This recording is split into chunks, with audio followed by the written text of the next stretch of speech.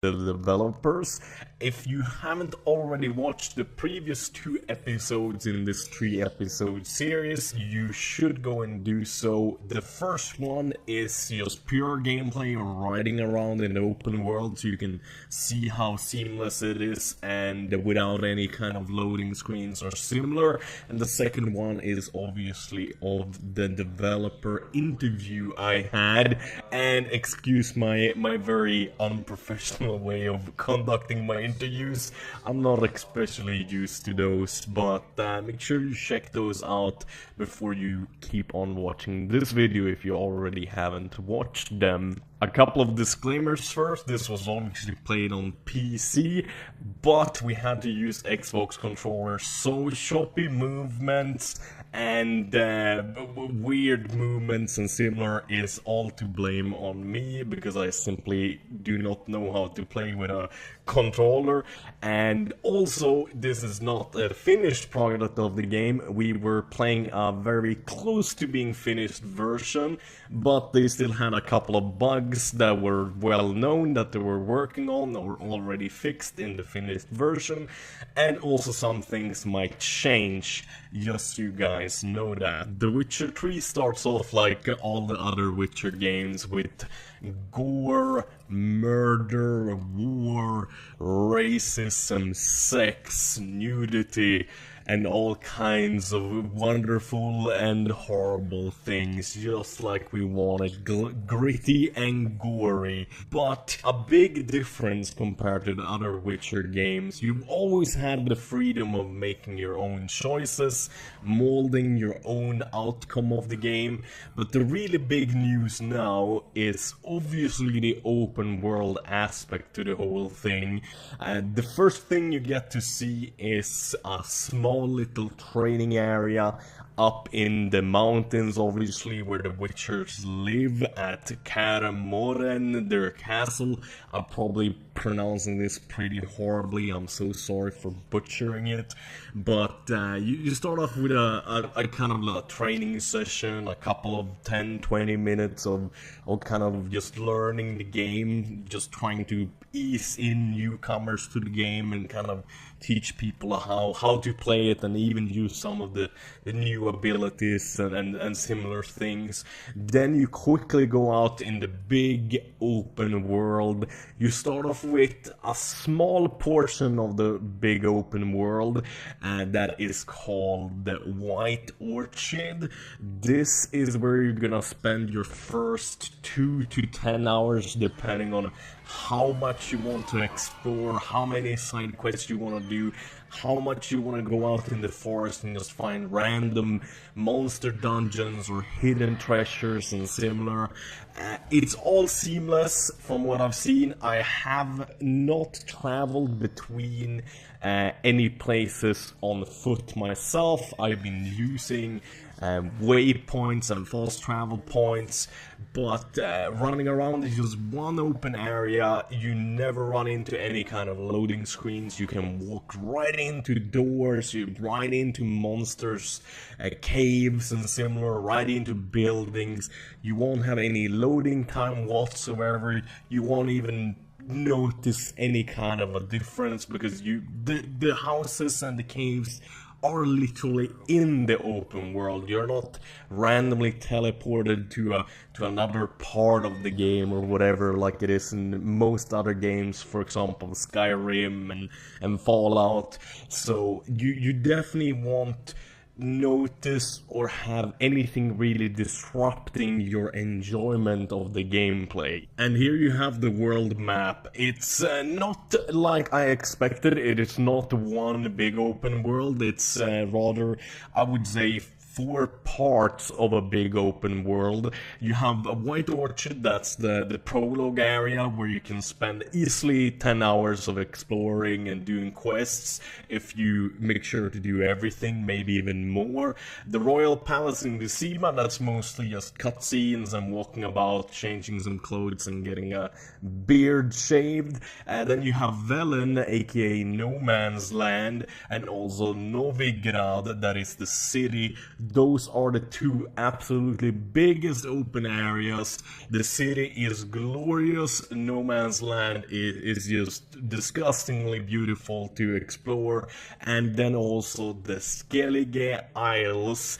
That is a big island with a bunch of smaller islands surrounding it, which you sail to, and you can also swim between the islands and explore freely. The combat in Witcher 3 Wild Hunt is definitely good. It's not something I would call a masterpiece. It's not something I enjoy greatly, especially not when I had to play with the controller, obviously, since I completely suck at the controller. But let's be honest, I'm a big Witcher fan. I loved The Witcher 1, loved Witcher 2, and the combat has never really been good. I think a good example to pull up here is that you play the Witcher games for the looks, for the feel, for the atmosphere, just general quest, voice acting, everything like that is so gloriously well done that the combat doesn't have to be that groundbreaking, that impressive, or that cool to look at or fun to do. But with that said, the combat is definitely fun. You will have some good times, especially since a lot of monsters fight very differently from each and other. Some animals like bears fight obviously different from monsters, and humans that fight different basically compared to everyone else, depending on what kind of weapons they have, if they're big, if they're slow, if they're quick. All that kind of stuff actually adds into making a somewhat interesting combat system, into making it a lot more enjoyable and a lot more fun. When it comes to the difficulty levels, you're definitely not gonna be disappointed if you want to try hard as heck. We were playing on the second hardest difficulty and made it almost impossible with a controller to kill any kinds of high level monsters and similar.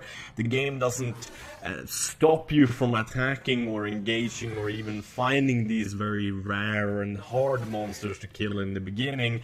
However, they will also punish you if you're not good enough to actually use your wit, use your potions, use your brews, use your bombs, use your different kinds of techniques, and the dodging and parrying and so on and so forth to actually defeat these much higher level enemies, either be it monsters, humans, or just simply animals like wolves or bears. Also, The Witcher 3 has an extremely impressive amount of different looking, different sounding, different moving monsters, enemies of all sorts, especially monsters. Some are disgustingly and beautifully ugly, and you will definitely enjoy getting a little bit of a jump scare now and then from some of these creatures popping out of the darkness coming to get your ass. The story in The Witcher 3 Wild Hunt basically starts out with you trying to find Jennifer, who has gone missing, and you track her down pretty early in the gameplay. I won't say much more, but things get incredibly complicated, twisted with intrigues, excitement, different characters as time progresses. Like I said, I don't want to spoil too much, so I won't mention too much, but you're definitely gonna see a lot of older characters that you're gonna be recognizing, some that might have been foes previously, and that might change sides and similar. The whole storyline, I tried to not spoil too much for myself, to be honest. I'm sorry. Even if I wanted, I couldn't really give you too much meat on your bones, so to say, when it comes to the storyline. But I can tell you that everything from voice acting to scenographic, basically how the camera is moving, panning over different characters whilst they're talking, the voice acting itself, the story itself is incredibly interesting. It just literally sucks you into the game. You kind of almost forget about time and space. So this is definitely the kind of game to get if you just want to kind of go into this dream world and enjoy this magnificent adventure and just kind of forget about the real world for a little bit of a time. All of the voice acting is extremely well done. I haven't noticed anything when they reuse the same person over and over again for different peasants and similar. Even characters that you can't really interact with will randomly say things when you pass by, a lot deeper, and making it feel a lot more alive than any other game I believe I played to this day. Actually, the immersion is just phenomenal, and everything, like I said, from voice acting to storyline, to how things look like and how they behave and how they feel, all feel very fluently, all feel very exciting, very real, very, it just pulls you into the game simply and makes you enjoy it even more for what it is. And that's really what the Witcher games have been about for the longest time, at least in my opinion. Like I talked about earlier in the game, you do have a great choice between difficulty levels. You have easy, medium, hard, and very hard, and obviously very hard is very, very hard. You're definitely gonna have a challenge there, but for example, if you want to play the game and you're not very good at the combat, but you still want to have a little bit of an difficulty exploring the area, you can obviously turn off things like the question marks on the maps or highlights on the map that mark important or interesting locations that can contain different kinds of loot, corpses, monsters, bandit hideouts, and treasures and caves and whatever. So you can customize your minimap and your HUD a lot, so you can have the exact kind of experience you would like to have. I was, however, told by the developers that turning all of this off obviously is nice, that you have the ability,